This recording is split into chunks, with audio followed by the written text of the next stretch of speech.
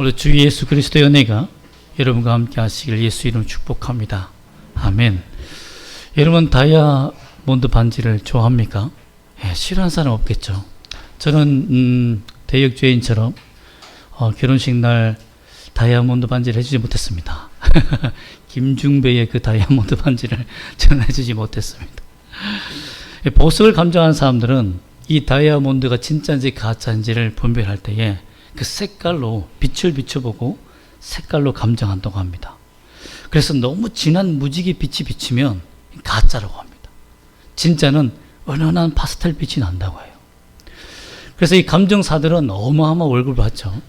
진짜인지 가짜인지 밝히는 것이 얼마나 중요한지 모릅니다. 오늘도 마찬가지입니다. 우리가 예수 그리스도를 믿고 살고 있지만 진짜 우리가 순수한 믿음을 가지고 있는가?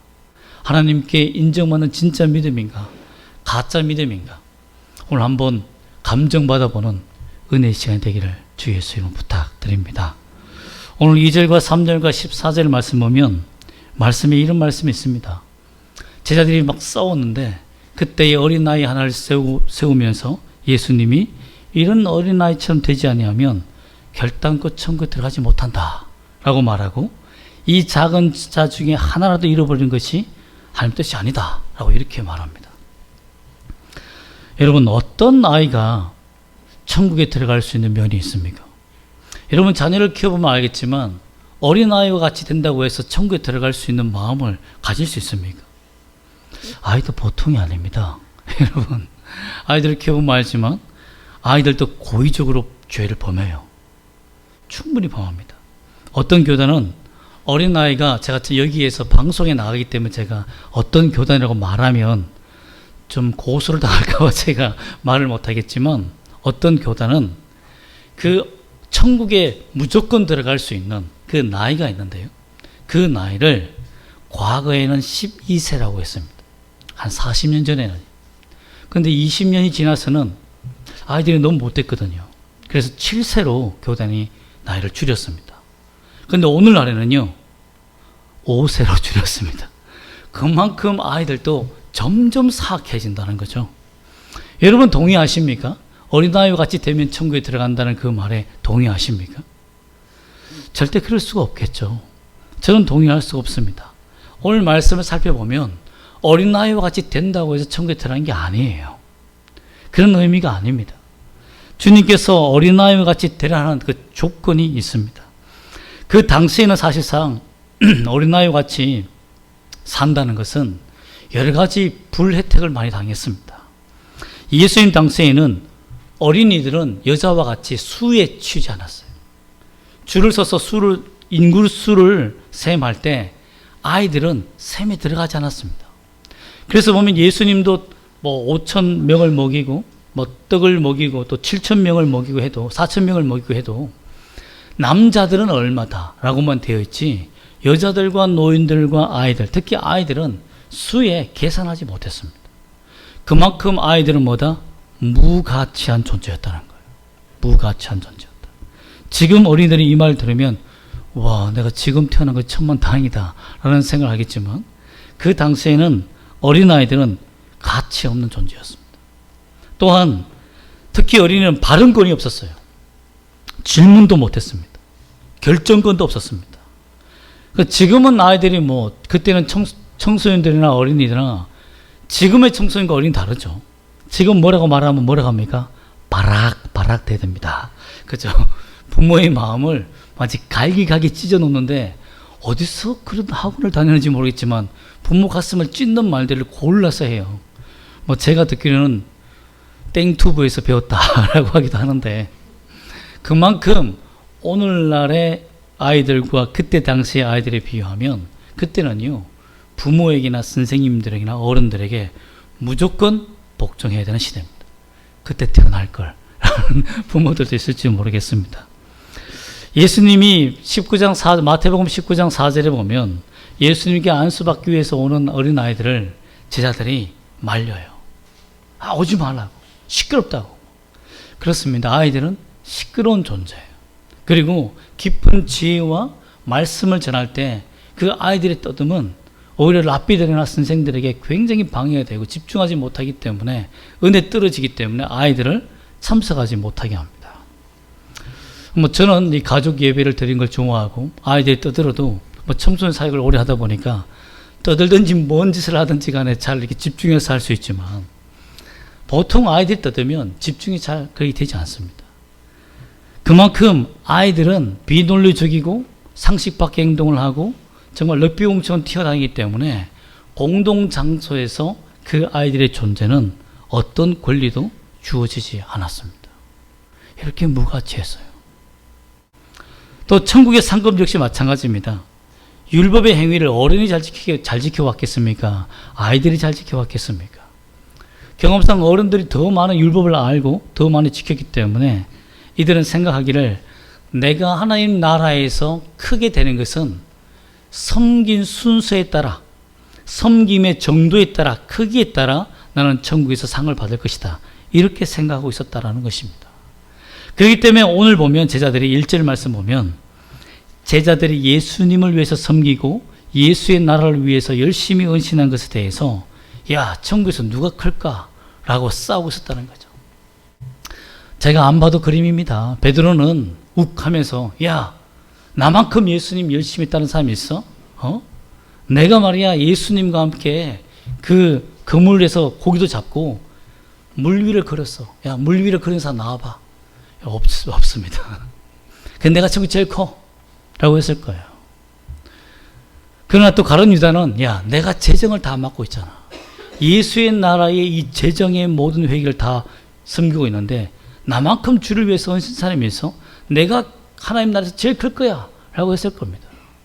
안 봐도 요한은 할 말이 없으니까 욱욱하면서 좀 요구하면서 떠났을지도 몰라요.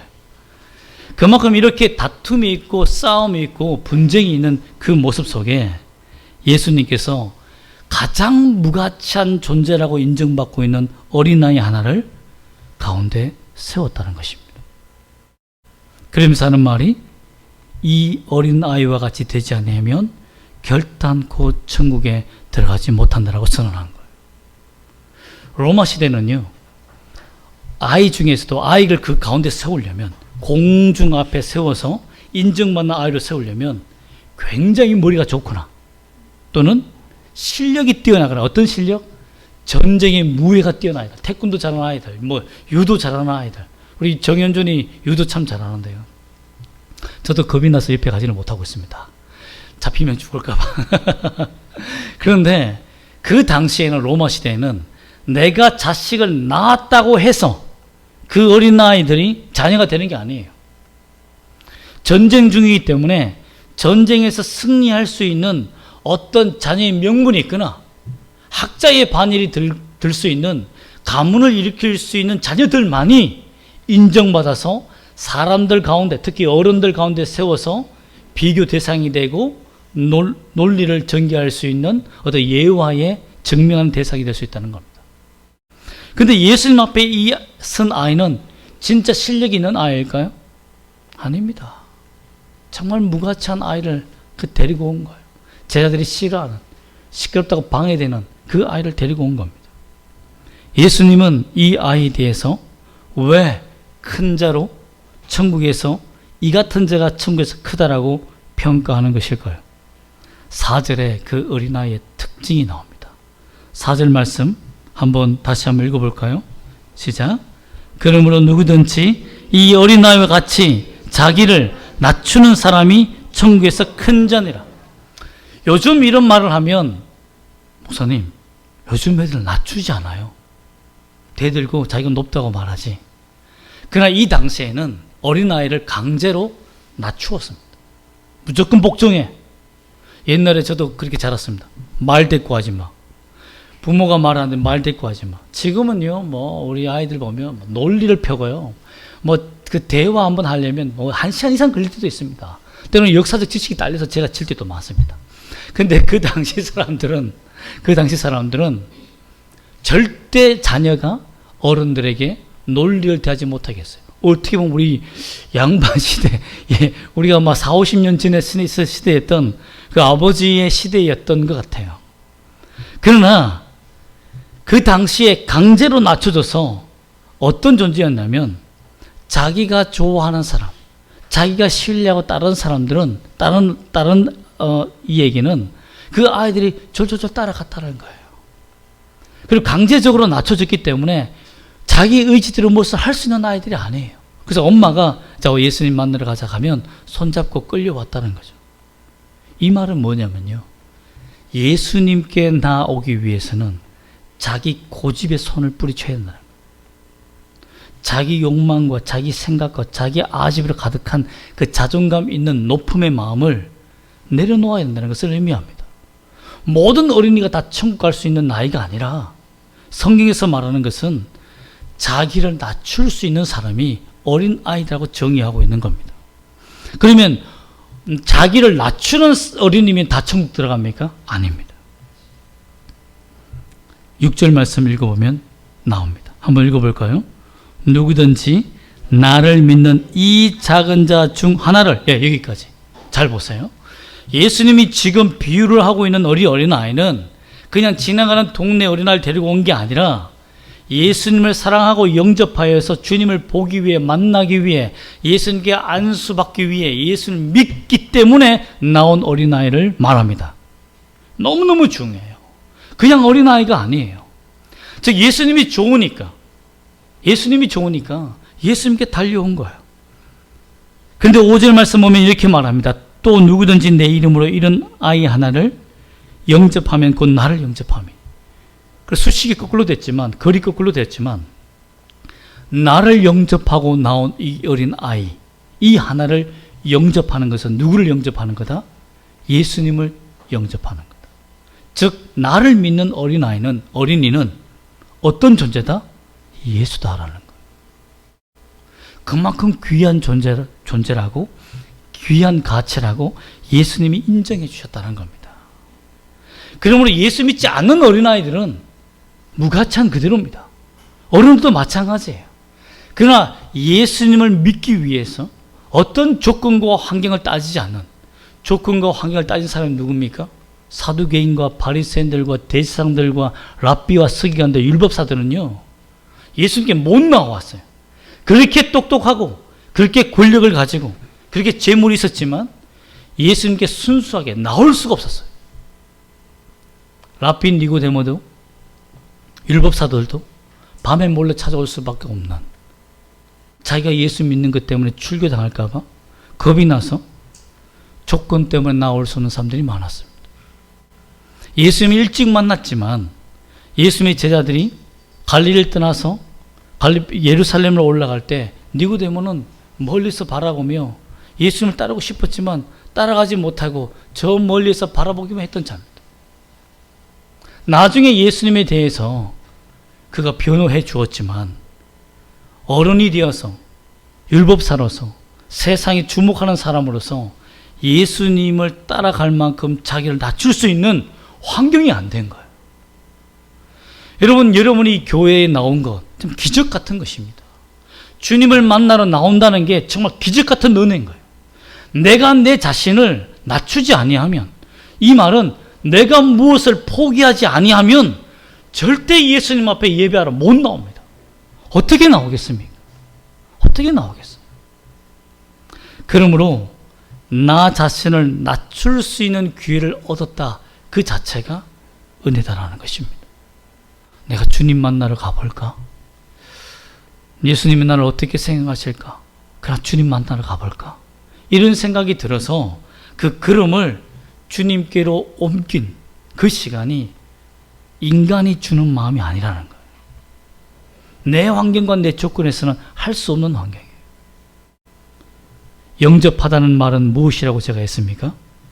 영접한다는 것은 그냥 예수님을 모셔 믿는 것이 아닙니다. 그 당시에는 영접하다는 그 말을 누구에게만 썼습니까? 황제에게만 썼습니다.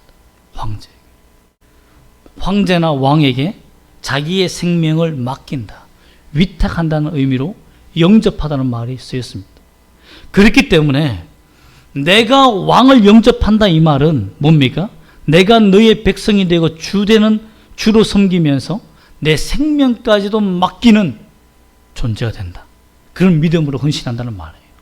즉 예수님을 영접했다 이 말은 내 생명은 주님 것입니다라고 위탁하는 그 과정을 영접이라는 것이, 나는 예수님 믿습니다, 예수님 내 죄를 위해서 죽었으니까 나는 믿어요, 이게 영접을 의미하는 것이 아닙니다. 즉 예수 믿는 어린이는 예수님을 위해서 자신의 생명을 버릴 수 있다는 거예요. 이게 인간의 힘으로 가능합니까? 여러분, 이게 인간의 힘으로 가능해요? 절대 불가능합니다. 그러므로 어른들도 어린아이와 같이 자기를 낮출 수 있다는 것은 지금 그 당시에 예수님도 충분히 믿을 수 있는 마음 상태를 가졌다는 거예요. 나 자신을 낮춘다는 것은, 어린아이처럼 돌이켜서 내 자신을 낮춘다는 것은 회개하고 돌이키며 주님 앞에 나가지 못하게 하는 모든 환경을 다 뒤로 하고 오직 주님만 바라보고 나겠다는 건데, 얼마나 내 뒤를 잡고 있는 조건과 환경이 주님 앞에 나아가지 못하게 합니까? 그것을 다 끊어버리면 나가는 거예요. 그래서 이 당시에 예수님을 만나러 왔던 수많은 사람들이 출교당할 것을 각오하고 예수님께 나와 경배했지 않습니까? 그래서 은혜를 받은 겁니다. 그러므로 예수 믿는 것은 호락호락한 게 아닙니다. 그냥 간정문 외우고 그냥 입으로 고백하는 그 부분으로 끝나는 게 아니에요. 내 삶이 주의 것입니다, 주님은 내 왕입니다, 생명까지 취할 수 있는 권리를 가지신 분입니다 라는 그 고백이 믿어지는 사람이에요. 그런 어린이의 가치는 얼마겠습니까? 예수께서 우리를 위해서 십자가에 죽으시면서 돌아가셨을 때 우리는 가치 있는 존재였습니까? 아닙니다.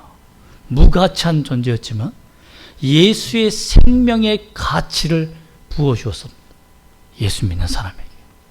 그래서 어린 아이들의 가치는요, 특히 예수 믿는 어린 아이들의 가치는 예수님의 생명의 가치입니다. 그 가치를 가지고 있어요. 그만큼 중요합니다. 제가 참 우리 현성이 초등학교 오픈 수업이 있어서 한번 가봤는데요. 그전에는 선생님이 하는 말이 아주 지겹기도 하고 그랬는데, 이번 선생님은 제가 정말 좋더라고요. 물론 아이들에게 긍정적인 태도를 전해주는 그 말도 좋았지만, 가장 좋았던 게 뭐냐면, 맨 앞자리에 앉아있는 아이가 약간 자폐기가 있어요. 행동장애가 있습니다. 다른 아이들 나와서 다 이렇게 그룹들이 나와서 발표를 하는데, 이 아이에게 선생님이 야 발표 한번 해볼래? 이러니까 내가 왜 발표해? 하면서 막 이러는 거예요. 그러면 어떻게 하겠어? 얼굴 벌겋잖아요. 뭐 부모도 다 나와 있는데 얼마나 당황스러웠어요. 근데 선생님이 확 웃으면서 아 그래? 그럼 너희 마음이 그렇다면 앉아서 하렴 하고는 넘어가더라고요. 그걸 보고 제가 정말 대단하시다. 보통 스킬이 아니다. 저런 아이를 저렇게 다뤄? 여러분, 그것은 선생님이 그만큼 그 아이의 마음 상태까지 낮아진 거예요. 행동장애를 가지고 있는 어떤 자폐의 그 마음을 가진 아이까지 낮아질 수 있는 마음이 되어있기 때문에 그 아이의 태도를 충분히 받아줄 수 있는 거죠. 우리 예수님이 그렇습니다. 우리 예수님이 왜 어린아이처럼 돌이켜서 낮아져서 나오라라고 했습니까? 예수님이 낮아지셨잖아요. 죄인까지, 가난한 자가 아니라 인간의 몸으로 낮아진 것뿐만 아니라 죄인의 자리까지, 무지한 자가 죄인의 자리까지 낮아지셔서 나를 믿으라 라고 하며 우리와 함께 하셨지 않습니까? 이것이 겸손이다라는 거예요. 이것이 자기를 낮추는 것이라는 거예요. 이런 사람들이 예수를 믿을 수 있는 권리를 갖게 되고 믿음의 은혜를 받게 된다는 것입니다. 또한 예수님은 어린 아이와 같이 순수한 마음을, 낮아지는 마음을 가질 때 예수님께서 하라고 하신 명령이 있습니다. 그게 뭐냐면 바로 돌이켜라는 겁니다. 돌이켜서 어린아이와 같이 되지 않으면 하라고 되는데 3절 말씀 다시 한번 읽어볼까요? 시작. 이르되 진실로 너희에게 이르노니 너희가 돌이켜 어린 아이들과 같이 되지 아니하면 하고 됐습니다. 이 돌이켜는 무엇을 의미합니까? 회개를 의미합니다. 예수님께로 나오지 못하는 그 마음을 돌이켜야 된다. 회개해야 된다. 그 말은 너희가 예수를 믿기 위해서는 너희가 지금 가지고 있는 가치 있다고 생각하는 것을 놓아야 된다는 거예요. 놓을 수 있는 낮아짐이 있어야 된다는 겁니다. 그러므로 지금 여러분 이곳에 나와 예수 그리스도를 믿기 위해 결단하며 주님 앞에 나와 주님은 나의 주입니다, 왕이십니다 고백하며 예배하는 이 순간이 얼마나 복된 귀의 순간인지를 여러분 하셔야 됩니다. 회개치 않은 자는 절대 이곳에 나와 주를 경배할 수 없습니다. 주를 믿을 수 없어요. 그러면 회개는 어떻게 해야 된다고 되어 있습니까? 8절과 9절 말씀 한번 다시 읽어볼까요? 시작. 만일 내 손이나 내 발이 너를 범죄하게 하거든 찍어내버리라. 장애인이나 다리 저는 자로 영생에 들어가는 것이 두 손과 두 발을 가지고 영원한 불에 던져지는 것보다 나으니라. 만일 내 눈이 너를 범죄하게 하거든 빼어내버리라. 한 눈으로 영생에 들어가는 것이 두 눈을 가지고 지옥불에 던져지는 것보다 나으니라. 아멘. 아멘 하기 힘들죠. 여러분 이렇게 아멘하고 하면 나중에 우리가 천국에서 만났을 때는 팔, 다리 뭐 남아있겠습니까? 아무것도 없을 겁니다. 저는 하나님 앞에 정말 자신 있습니다. 아무것도 남지 않았을 거라는 것은. 여러분 그렇습니다. 우리가 그러면 머릿속으로 생각한 범죄는 어떻게 됩니까? 뇌를 끊어야 됩니까? 여러분 좀비처럼 그러면 천국 갑니까? 여러분 우리가 할 수 있는 것이 전혀 없습니다. 이 말의 의미는 무엇입니까? 그만큼 죄에 대해서 결단해야 한다는 거예요. 죄를 끊어버리는 이 결단은 쉽지 않다는 것을 의미합니다. 죄는 내가 다음에 청산할게, 이게 안 된다는 거예요. 죄는 바로 끊어버리는 결단을 하지 아니하면 끝까지 쫓아온다는 거예요. 남겨두면 그 남겨둔 팔이 범죄하게 한다는 겁니다. 옛날에 제가 충격적인 그 알코올 상담을 제가 들은 적이 있는데요. 술을 자꾸 이 손이 마시니까 오른손을 잘라버린 거예요. 그런데 이 왼손으로 나중에 먹는 거죠. 손이 있으니까. 이 손을 다 잘라버린 거예요. 그래서 의사 선생님 제가 술 때문에 손을 잘랐다고 한 거예요. 그런데 약을 처방해 주면서 근데 왜 왔느냐라고 하니까 술을 이렇게 마시는 거예요. 이렇게. 그럼 이거 다 잘라내야 됩니까? 여러분 죄는요 우리를 잘 압니다. 사탄은 우리의 약점이 무엇인지 너무 잘 알아요. 너가 좋아하는 게 뭔지, 너는 왜 이 죄를 끊지 못하는지 너무 잘 압니다. 그래서 내일 해, 내일 회개해라, 다음에 해, 지금은 바빠, 지금은 이 죄에 회개하면 나 거지 될지도 몰라, 망할지도 몰라. 이 죄가 있어야 내 생애가, 내 생계가 살 수 있어. 하나님도 이해하실 거예요. 물론 우리 예수님은 다 이해하십니다. 충분히 이해합니다. 그러나 사탄은 그 환경과 그 죄를 이용해서 우리가 낮아지는 마음, 예수님께 돌이켜 회개하는 마음을 빼앗아 가버린다는 거예요. 그 결과 주께 받을 모든 은혜가 다 사라지고 만다는 겁니다. 아무리 주께 헌신하고 아무리 많은 성경을 읽고 지식을 배우고 많은 수많은 강연을 듣고 많은 훈련을 받아도 죄의 씨앗 때문에, 죄의 결과 때문에, 돌이키지 못하는 것 때문에 우리는 망한다라는 것입니다. 그러므로 어린아이와 같이 되는 것은 내 수족을 잘라버릴 만큼 죄의 결단으로 주님 앞에 낮아지는 것을 의미한다는 겁니다. 참 어린이날 설교가 무시무시하지만 그러나 예수님이 말씀하신 어린아이를 세워놓고 비유하신 말씀이 바로 이 말씀입니다. 또한 예수님은 이 어린아이의 가치가 얼마나 큰지에 대해서 이같이 말합니다. 10절 말씀 한번 읽어보겠습니다. 시작. 삼가 이 작은 자 중에 하나도 없인 여기지 말라. 너희에게 말하노니 그들의 천사들이 하늘에서 하늘에 계신 내 아버지 얼굴을 항상 배우느니라. 예수 믿는 이 작은 자에게 누가 수호자로 붙어 있습니까? 천사가 붙어 있는, 그들의 천사가 있다고 되었습니다. 성령 하나님께서도 우리 지키고 있지만 주의 천사가 이 아이들을 지키며 이 아이들의 일거수일투족을 다 날마다 하나님께 보고하는 거예요. 참 저희 아내가 어린이집 교사였기 때문에 제가 참 잘 압니다. 어린이집 집에 있는 아이들을 부모에게 막 점심시간에 밥도 먹지 못하고요. 훌륭한 선생님은 그렇습니다. 다 글을 써요. 이 아이가 뭐 아프면 어떻게 열이 언제 올랐고 언제 내렸고 또 뭘 먹었고 또 어떻게 했으며 상세하게 일지를 써서 주더라고. 그리고 그 내용을 다 기억하고 있다가 어머니에게 다 상세하게 설명해줘. 눈을 똑바로 뜨면서 이렇게 설명해 줍니다. 걱정하는 부모를 위로해주고 다독거려주며요. 여러분 참 이 모든 것들을 다 낱낱이 이렇게 보고해 줄 때 그것은 이 아이가 귀하고 고귀하다는 그 가치를 부모가 느끼는 거예요. 아, 내 자녀가 이렇게 선생님한테 고귀한 존재로 인정받는구나. 천사가 왜 날마다 하나님 앞에 보고합니까? 하나님이 이 아이의 가치가 그렇게 귀중하다는 거예요.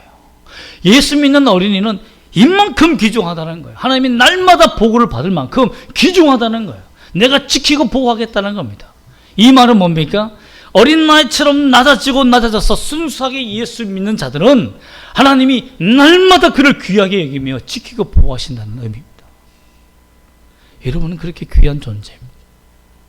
예수 믿는다는 것 절대 쉬운 길이 아닙니다. 또한 예수님께서도 이와 같이 말합니다. 13절 말씀 한번 읽어볼 거예요. 13절과 14절 말씀 한번 읽어보겠습니다. 시작. 진실로 너에게 이르노니 만일 찾으면 길을 잃지 아니한 99마리보다 이것을 더 기뻐하리라. 이와 같이 이 작은 자 중에 하나라도 잃는 것은 하늘에 계신 너희 아버지의 뜻이 아니니라. 한 목자가 100마리 양이 있었습니다. 그런데 99마리는 똑똑하고 정말 길을 잘 가요. 그런데 한 마리는 굉장히 들쭉날쭉하며 자기 고집대로 어리석어요. 그래서 여기도 가보고 저기도 가보고 선을 넘지 말라고 하는데 선을 넘는 거예요. 그럼 참 어떻게 보면 모태신앙과 같은 사람들이 아홉 마리예요. 절대 선을 넘지 않습니다. 왜? 그동안 하나님께 믿음을 거스르고 살았던 사람들이 벌을 받은 거 워낙 많이 받기 때문에 여긴 넘으면 죽는다. 이건 사선이야. 라는 생각으로 넘지 않습니다. 그런데요, 모태신앙이 아닌 사람들은 가감하게 넘어갔다가 옵니다. 시큰 두들겨 맞고 또 넘어오죠. 왜? 그걸 본 적 경험이 없기 때문에 그렇습니다. 이 어린 양이 그런 것 같아요. 무조건 자기 마음대로 죄를 짓고 삽니다. 그런데 99마리 양보다 누굴 찾아 떠난다고요? 이 한 마리의 어리석은 양을 찾아서 어리고 연약한 자를 찾아서 주님은 자기 생명을 걸고 이 땅에 오셨고 이를 건지기 위해 오셨다라고 말씀하고 있는 거예요. 이만큼 예수님을 믿는 양, 예수님을 따르는 양들은 어리석고 부족하고 연약하고 아무리 죄악에 빠진다 한다 할지라도 자기 생명을 던져서 건진 양이기 때문에 이렇게 귀하게 여긴다는 겁니다.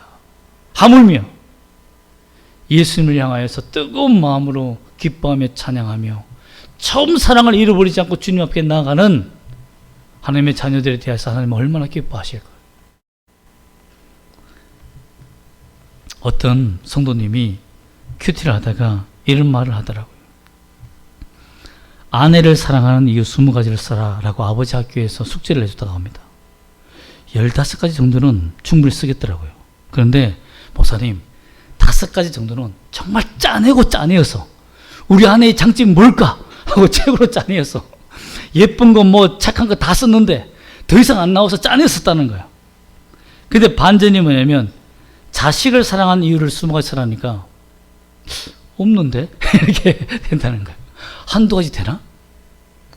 여러분, 그런데 여러분, 아내를 위해서는 목숨을 걸지 않지만 자식을 위해서는 목숨을 거는 게 부모가 아닙니까? 아내도 마찬가지일 겁니다. 남편의 자랑거리 20가지 쓰려면 목사님 욕이 더 빠릅니다 라고 할 거예요. 여러분, 그렇습니다. 자식은요, 내가 잘하기 때문에 사랑하는 게 아니에요. 내가 낳았기 때문에 생명을 던질 수 있는 겁니다. 10달 동안 품었던 그 사랑 때문에 버리지 못하는 겁니다. 그리고 힘들고 어려울 때 생글생글 웃어줬던 그 얼굴이 평생 남는 거죠. 그게 족쇄가 되어서 미워할 수 없는 존재가 된 거죠. 그렇지 않습니까? 손주, 손녀도 마찬가지 아니겠습니까? 예수님이 우리를 사랑하시는 이유는 무엇입니까? 나를 만들고 나를 낳았기 때문에, 그리고 내 자기 생명을 바쳐서 십자가의 죽으심으로 우리를 구원했기 때문에 정말 우리가 죄악 중에 빠져 있어도 우리를 사랑하시는 겁니다. 무한히 사랑하시는 거예요. 영원히 사랑하시는 겁니다. 그러므로 주님이 원하시는 게 뭡니까? 낮추는 거예요. 여러분, 순수한 어린이 같은 믿음은 미국 버스와 같습니다. 제가 왜 이 말을 드냐면, 제가 미국에 있으면서 참 놀라운 장면을 봤는데, 한국 버스는 타려면 어떻게 됩니까? 거의 전부 다 상기되어 있습니다. 왜? 이 버스가 떠나가 버릴까봐 막 달려야 돼요. 그죠? 신호등도 불법으로 어기고 와야 타갑니다. 왜? 기다려주지 않아요. 그리고 아이가 있으면 어떻게 됩니까? 아이는 스스로 못하니까 내가 안고 올라타야 됩니다. 근데 미국 버스는 고개를 숙여줍니다. 장애인들은 옆구리를 이렇게 숙여줘요. 기다려줍니다.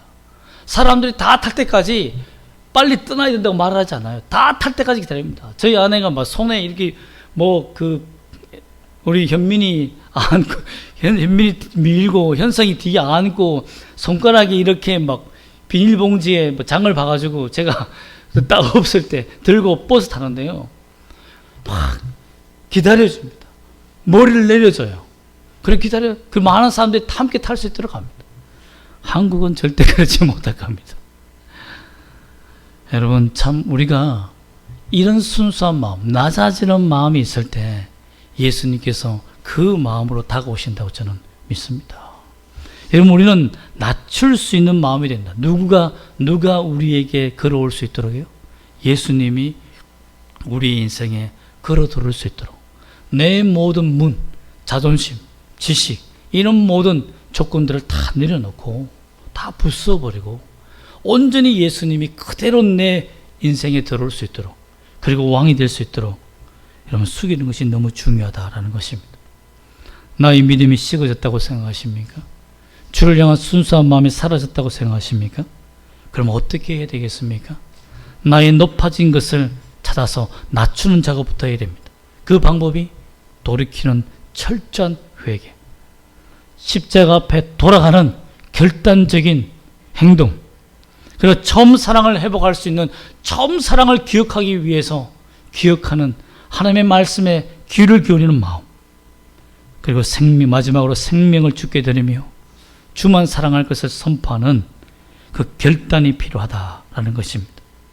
예수님은 어떤 선택을 우리에게 하셨습니까? 가장 최악의 사람을 선택했습니다. 여러분, 우리가 예수를 만나면 어떤 마음이 드냐면 베드로처럼 겸손해집니다. 처음엔 자기가 고기를 잘 잡는다고 막 자랑하고, 그 거기 없어요 라고 했다가 예수님께서 고기를 배 오른편에 깊은 데 던져라라고 했을 때 건진 다음에 예수님이 주라는 것을 만난 이후에 베드로의 고백이 어떻게 바뀌었습니까? 나는 죄인입니다. 나를 떠나소서라고 낮아졌습니다. 여러분, 우리가 주 예수 그리스도를 낮아짐으로 말미암아 맞이할 수 있는 어린이와 같은, 주를 믿는 어린이와 같은 이 은혜의 복을 누리시기를 예수 이름으로 축복합니다. 아멘. 기도하겠습니다.